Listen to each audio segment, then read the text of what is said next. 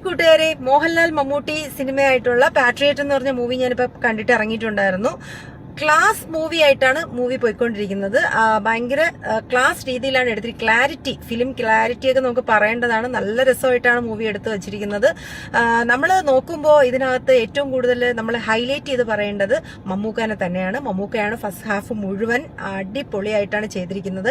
അത് കഴിഞ്ഞാൽ മോഹൻലാൽ മമ്മൂട്ടി കോമ്പിനേഷൻ വരുമ്പോൾ നമ്മൾ ഇതിനകത്ത് മെയിനായിട്ട് നോക്കേണ്ടത് ഇതിൽ മമ്മൂട്ടിയാണോ നല്ലത് മോഹൻലാലാണോ നല്ലതെന്ന് നോക്കേണ്ട ആവശ്യമില്ല. കാരണം അവർ ഈക്വലായിട്ട് രണ്ടുപേരും കൂടെ ഒരു ഭംഗിയായിട്ടൊരു സിനിമ ചെയ്തു പോകുന്നു എന്നുള്ളേ ഉള്ളൂ. ശരിക്കും പറഞ്ഞാൽ 2020 പോലെ ഒരു സിനിമ പ്രതീക്ഷിച്ച് പോകുന്നവർക്ക് ഇത് ചിലപ്പോൾ ഒരു ബാഡ് എക്സ്പീരിയൻസ് എന്നൊക്കെ പറഞ്ഞ് വയ്ക്കാൻ പറ്റും. പക്ഷെ അങ്ങനെയല്ല, നമ്മൾ അല്ലാത്ത രീതിയിൽ ഒരു ക്ലാസ് ഫിലിം കാണുന്ന രീതിയിൽ എടുക്കുകയാണെന്നുണ്ടെങ്കിൽ കുഞ്ചാക്കോ ബോബൻ, അതുപോലെ തന്നെ ഫാഫ, എല്ലാവരും ഒന്നിനൊന്ന് മികച്ച വേഷങ്ങളാണ് കൈകാര്യം ചെയ്തിരിക്കുന്നത്. കാരണം മൂവിയുടെ കണ്ടന്റ് അങ്ങനത്തേതാണ്. അതായത് വേറൊരു നമുക്ക് ഇങ്ങനെ ക്ലാസ് ആ ഒരു രീതിക്കാണ് കഥ പോകുന്നതും. അതുമാത്രമല്ല നമ്മുടെ ഇപ്പോഴത്തെ സമകാലിക പ്രശ്നങ്ങളെ ആസ്പദമാക്കിയിട്ടുള്ള സിനിമയാണ്. അപ്പൊ ആ സിനിമയ്ക്ക് ഒരു ക്ലാസ് ഉണ്ട്. ആ രീതിക്കാണ് ആ സിനിമയ്ക്ക് ചെയ്തു പോകാൻ പറ്റുക.